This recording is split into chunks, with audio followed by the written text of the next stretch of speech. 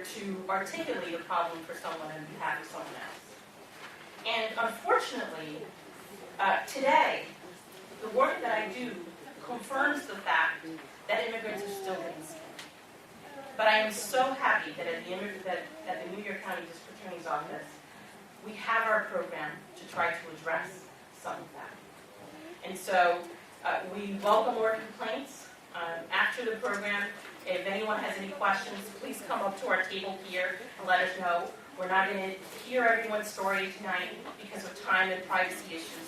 We're certainly happy to take your name and contact information so that we can talk to you privately and individually. But as was previously stated, the Immigrant Affairs Program has processed over 2,000 complaints. And I want to talk to you about what's the most common scam so that hopefully you can take that information back and hopefully prevent becoming the victim of that scam, or share that information with other people who may not be here today. That's very important. We have to continue to keep taking the message back to our own communities and to the people that we know who couldn't be here today. So I'm counting on all of you to do that for us. And we have plenty of brochures and information here at the table. So please feel free, after the presentations are done, to pick those up and bring that information back to your homes and to the community. Let's talk about what is the most common scam. Does anyone here know which one that is? I think it's been mentioned before. But it is unfortunately, the fake lawyer or the individuals or service providers who are not authorized to provide immigration legal services, but they do so anyway. That is the most common scam that gets reported to our program. So, what do you need to know to prevent victimization in this scam? That's very important. And what you need to know, was previously stated before, is that only a licensed attorney, licensed in any state of the United States, or an individual who is accredited by the Board of Immigration Appeals, and who works for an organization that is recognized by that board, can represent an immigrant for payment in connection with an immigration matter or court case. That's very important for people to know that. Oftentimes people are surprised because these businesses who are offering legal immigration services are oftentimes a dime a dozen all over in the city and here in Manhattan. So people are surprised, and it's important for people to understand that.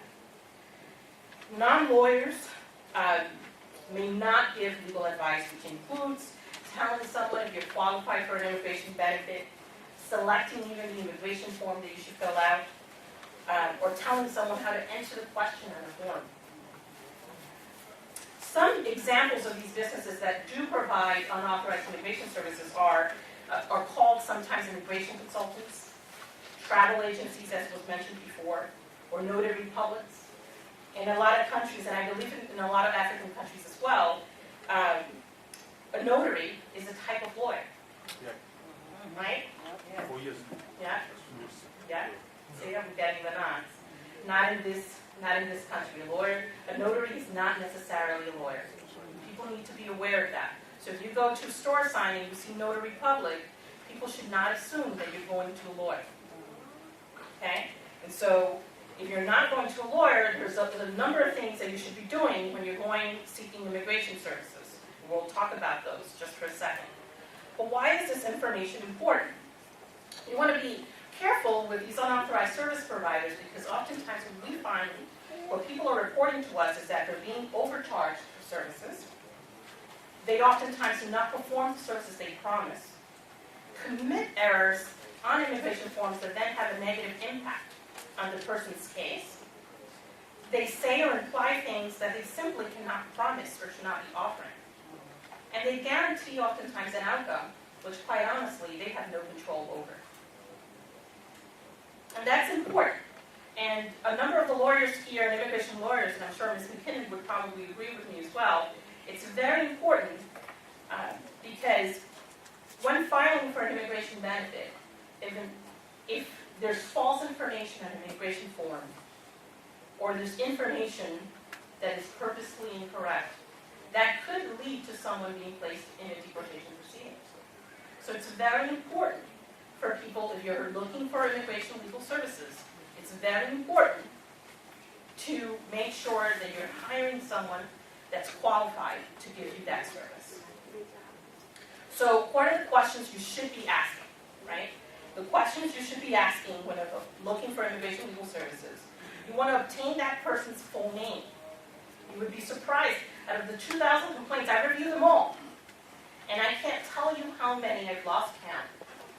And unfortunately, I do not track this. But I've lost count. I can't tell you how many complaints we received where the person that someone gave $10,000 to in order to get a green card, all I have is a first name. Right? And people are saying it's true. And when I ask, well, how did you meet this person? Well, a friend of mine referred me, a friend, or he's the guy who works down in the corner, or something of this sort. And with that limited amount of information, we're a law enforcement agency, so we have some tricks, and there's some things we can do to try to figure out who's who, but it can be very difficult at times. So it's very important to be asking, what's your full name? Your full name. Address, having an address. Not just, well, he's the guy who works in the corner. Having the business address located for where to locate this individual. Contact or phone numbers. Sometimes people don't know how to locate over the phone even this person that they give them $10,000 to. Why? Because they rely on a friend to make the call, or someone else to put them in touch, or the money is being given to a third party. It's very important. As was previously stated, you are your best advocate, but you're also the person hiring this other person, which means you're an employer. And as an employer, you're in charge of that business relationship. And you need to ask the question and demand answers and know who are you working with. Then the next very important thing, how am I doing in time? Okay. The next very important thing that needs to be asked is, are you licensed to provide this service? Are you a lawyer? Are you BIA accredited? And once we've asked these questions, we need to confirm that the answer is true. If the person is a lawyer, hey, well, tell me what state are you? And then contact that state. Each state has a body where you can call to verify whether or not someone is a licensed attorney in that state. And here in the state of New York, that can be done. There's a number. In the Immigrant Affairs Program brochure, we have that number where you can call. You can do that over the phone or online to verify whether or not someone's an attorney. Then we also have, well, are you BIA accredited? And that information's online. And again, the Immigrant Affairs Program brochure tells people exactly where to locate that information. But if you don't have access to the internet, or if you're like my mother, who's not comfortable using the internet, then give us a call. My mother usually calls me, and we'll be happy in the Immigrant Affairs Program to also look it up for you and let you know.